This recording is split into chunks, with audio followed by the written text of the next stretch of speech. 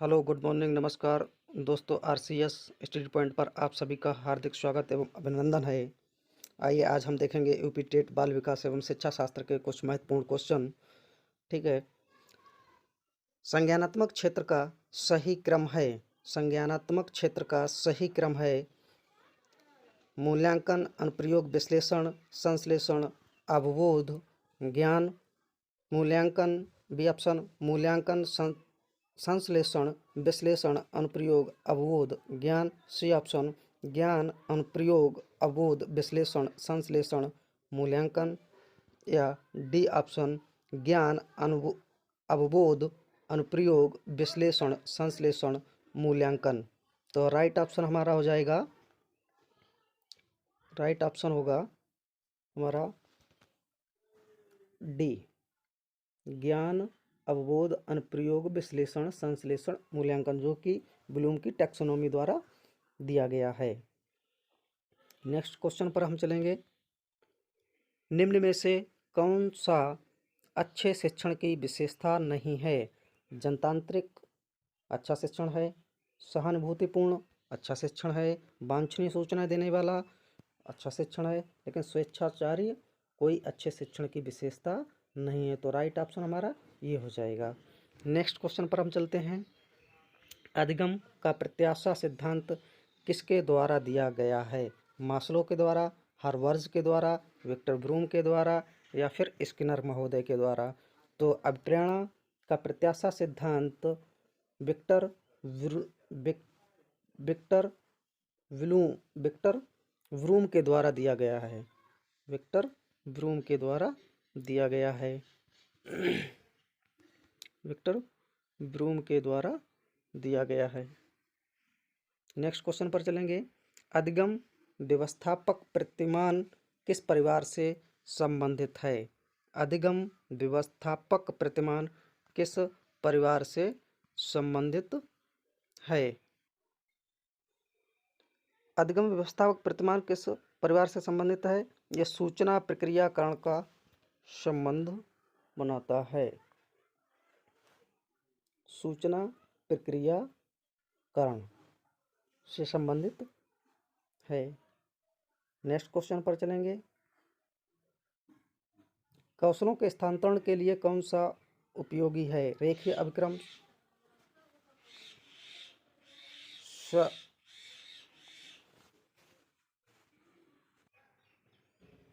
रेखीय अभिक्रम, शाखीय अभिक्रम। कौशल अंतरण एक गति है, न कि उद्देश्य तैयारी का अर्जन। तो कौशलों के स्थानांतरण के लिए कौन सा राइट ऑप्शन हमारा होगा?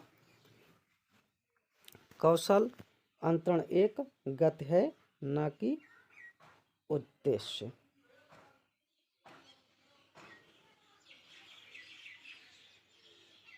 राइट ऑप्शन है कौशल अंतरण एक गति है, न कि उद्देश्य।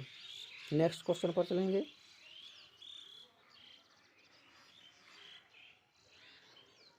निम्न में से कौन सा शिक्षण का सूत्र नहीं है?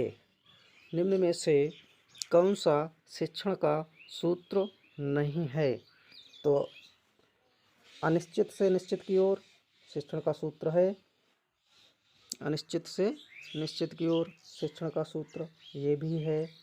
दृश्य से अदृश्य की ओर ये नहीं है। ठीक है। सरल से कठिन की ओर ये भी है। निगमन से आगमन की ओर ये भी है। तो राइट ऑप्शन हमारा ये हो जाएगा, दृश्य से अदृश्य की ओर। नेक्स्ट क्वेश्चन पर चलेंगे। सूक्ष्म शिक्षण चक्र का प्रथम पद है। सूक्ष्म शिक्षण चक्र का प्रथम पद होता है। क्या होता है? शिक्षण, योजना बनाना, प्रतिपुष्टि करना, प्रस्तावना। तो राइट ऑप्शन हमारा हो जाएगा योजना बनाना। राइट ऑप्शन हमारा योजना बनाना। ठीक है। नेक्स्ट क्वेश्चन पर चलेंगे हम। निम्न में से कौन सा अवबोध स्तर के शिक्षण में शामिल है? अनुप्रयोग, तुलना, पृथक्करण, अन्वेषण। अनुप्रयोग, तुलना, पृथक्करण, अन्वेषण। तो राइट ऑप्शन हमारा हो जाएगा अन्वेषण। राइट ऑप्शन हमारा हो जाएगा अन्वेषण। राइट ऑप्शन अन्वेषण। नेक्स्ट क्वेश्चन पर चलेंगे। शैक्षिक सुधारों में प्रभावी विकेंद्रीकरण तभी संभव होगा। शैक्षिक सुधारों में प्रभावी विकेंद्रीकरण तभी संभव होगा जब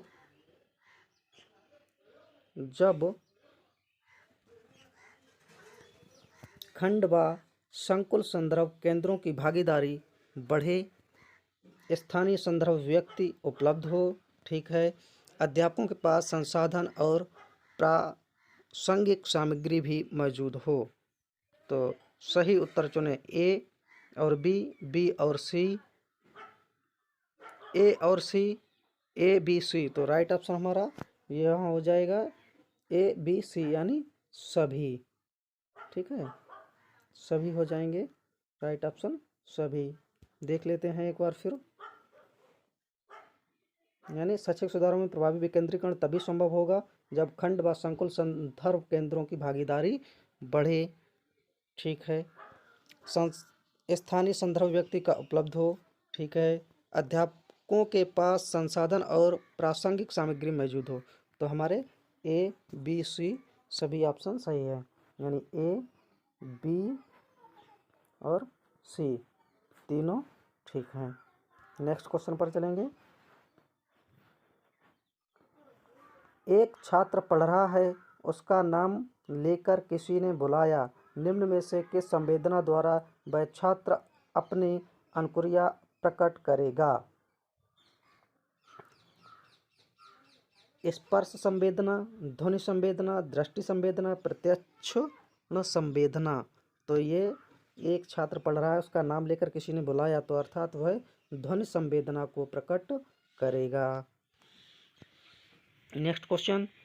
पियाजे के सिद्धांत के अनुसार प्राक संक्रियात्मक अवस्था की अवधि क्या है। जन्म से 2 वर्ष, 2 से 7 वर्ष, 4 से 8 वर्ष, 5 से 8 वर्ष। तो इसका राइट ऑप्शन है 2 से 7 वर्ष। 2 से 7 वर्ष हो जाएगा। नेक्स्ट क्वेश्चन पर चलेंगे। Question number 12। निम्न में से कौन सी बाद की बाल्यावस्था के बौद्धिक विकास की विशेषता नहीं है। नीचे 2 ऑप्शन चले गए हैं इसके, माफ़ी चाहूँगा।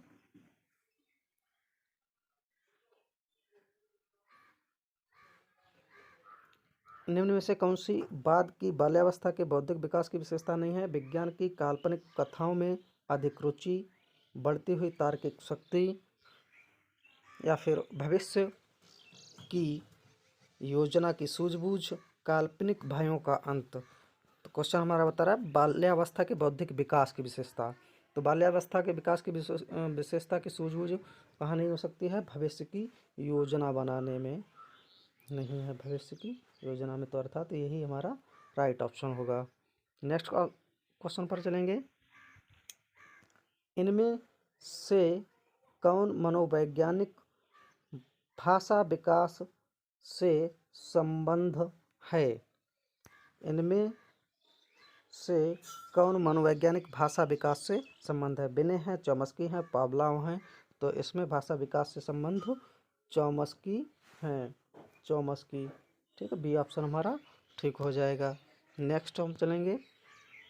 थॉर्नडाइक ने अपने सिद्धांत को किस शीर्षक से सिद्ध किया है। अधिगम के प्रयास एवं भूल, संकेत अधिगम, संज्ञानात्मक अधिगम, स्थान अधिगम। तो थॉर्नडाइक का अधिगम के प्रयास एवं भूल का सिद्धांत सबसे महत्वपूर्ण है। तो यही इन्होंने दिया भी है, प्रयास एवं भूल का सिद्धांत। नेक्स्ट क्वेश्चन पर चलेंगे। गिरोह अवस्था किस आयु वर्ग एवं विलंब विकास से संबंधित है।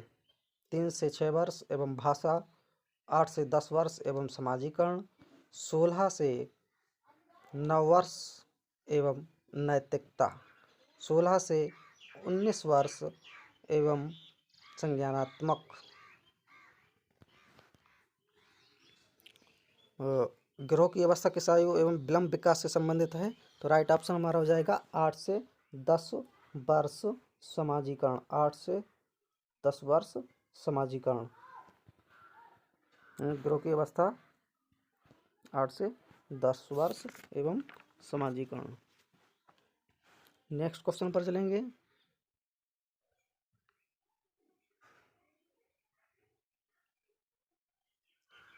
पियाजे के अनुसार संज्ञानात्मक विकास की तृतीय अवस्था निम्न में से कौन सी है? पूर्व संक्रियात्मक अवस्था, मूर्त संक्रियात्मक अवस्था, औपचारिक संक्रियात्मक अवस्था या संवेदनात्मक गामक अवस्था? तो पियाजे के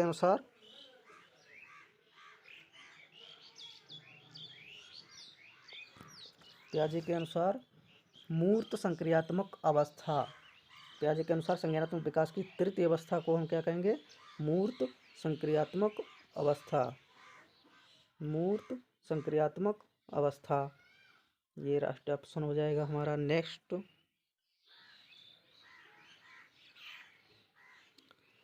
निम्न में से अधिगम में योगदान देने वाले मनोवैज्ञानिक कारकों में कौन सा शामिल नहीं है? प्रेरणा, रुचि, अधिगम की इच्छा, विषय वस्तु का स्वरूप। तो विषय वस्तु का स्वरूप, विषय वस्तु का स्वरूप। नेक्स्ट क्वेश्चन, निम्न में से सामाजिक मूल्य कौन सा है? प्राथमिक लक्ष्य, मूल प्रवृत्ति, सहायता परक व्यवहार, आक्रामकता की आवश्यकता। निम्न में से सामाजिक मूल्य कौन सा है? तो राइट ऑप्शन हमारा हो जाएगा सहायता परक व्यवहार। सहायता परक व्यवहार। नेक्स्ट क्वेश्चन पर चलेंगे।